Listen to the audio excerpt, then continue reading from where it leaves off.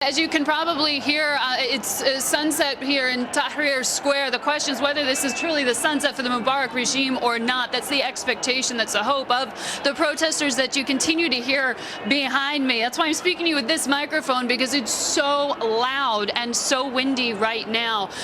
But we are watching out of the corner of my eye here Al Jazeera and Al Arabiya television, and what they have been reporting is, of course, that this announcement is to be made shortly from the presidential office. What that means just yet is not clear, which is why you're hearing that shouting really heat up in these last few moments. So as we're waiting for that, my colleague Lara Setrakian is also here on this balcony with me reporting. We'll get to her in a moment, but just to run you through what has happened within the past 24 hours here in Egypt, let's revisit that, because according to some reports, there are 250,000 protesters out in Cairo today. Some say 250,000 is an underestimate. The AP is reporting another 100,000 Egyptians are out in the city of Alexandria, a very important port city here in Egypt that accounts for 80% of the country's food supply. Thousands outside the presidential palace. Of course, this is that based around these reports that President Mubarak may have in fact left Cairo. There had been reports that he had gone to Sharm el-Sheikh, which is a resort area here in Egypt, about 250 miles here from the capital. Right now, we are still waiting word on just what has happened, but meantime, Egypt's military is saying that it will support President Mubarak's decision to stay in office until September. What I understand, though, is that the question is whether the tourists will return in September, whether normalcy will return by that time, how much damage has been caused here.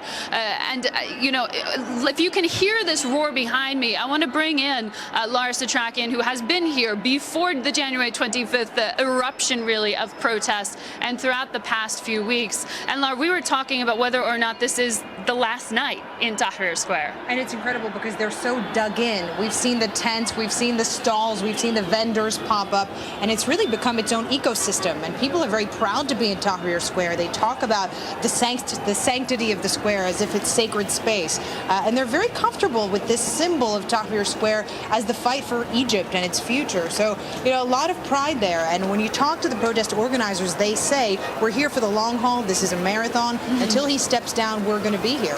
And what we do know is that there are reports that the head of Egypt's ruling party says that a presidential election may be held early. Early would mean before September, but how early that is may influence how quickly people get back to whatever the new post-Mubarak and you know normal this society so well, that this is a society that hasn't had a free and open democratic system. So if you're going to move that election, there's a lot that has to happen before that can happen.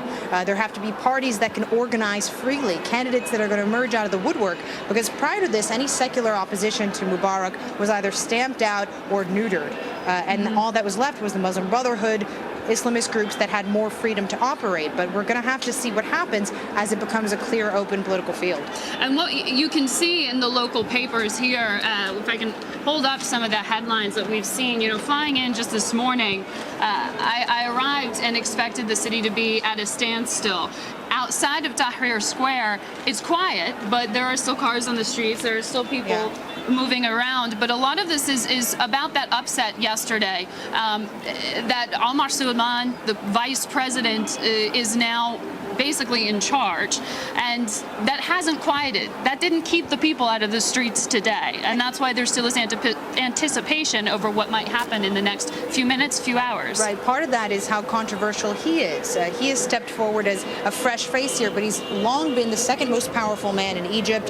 He's been on top of the security establishment, and some of the protesters we talked to don't like that. They feel like it's the kind of holdover that they don't want to see. They want to see a complete break from the regime. That's why they want Mubarak out. That's why they've insisted on it so sincerely, so earnestly, and so fervently. Behind us, you can hear them completely wild at the prospect that Mubarak might step down tonight.